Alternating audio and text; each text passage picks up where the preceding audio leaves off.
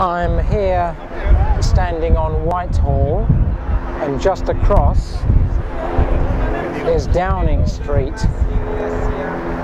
and my memory recalls the situation, the plight of the Iraqi interpreters who worked for the British Army in Basra. This would have been perhaps a bit more than a couple of years back, possibly. The situation was nothing short of horrific. Two of these young people with their bilingual ability were picked up by the extremists, and they were in the most horrifying situation imaginable. They were held, there was use of electric drills on them, and one of these brave gentlemen was they had a cell phone, and on the cell phone they dialed his wife, and just as they did that, he lost half his face to acid, and then he was killed. And no question that these two men were taunted by these monstrous and evil people about where were their British friends. Now move ahead a few weeks from that, and the Prime Minister, the previous Prime Minister, Mr. Blair, went to Iraq and was handed a letter by these traumatized and terrified interpreters to have access to Britain.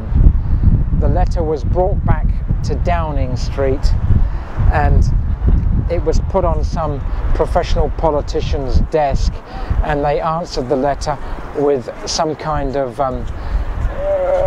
the excuses that the bureaucracies make, and appreciation of their work, and they were given a website to go through to be able to come into England. And the professional politician at the desk knew full well that this never let anybody come into this country. These people were betrayed and abandoned to a truly mind-blowing fate. So what can we say? I would say that the desk where that letter was answered runs over there, is actually on what we call the axis of evil, and Britain can have nothing but absolute shame. The reference to this I don't have.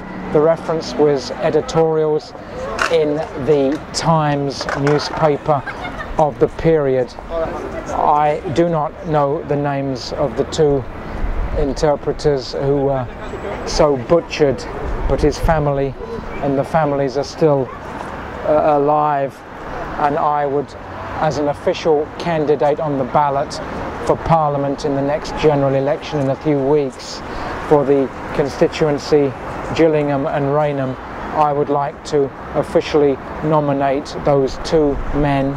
Their names are known, for the posthumous George Cross, if not indeed posthumous Victoria Cross, to each. It's the very least we can do, and the betrayal of these Iraqi interpreters and the letter is unconscionable. And I repeat again, Downing Street was on the axis of evil.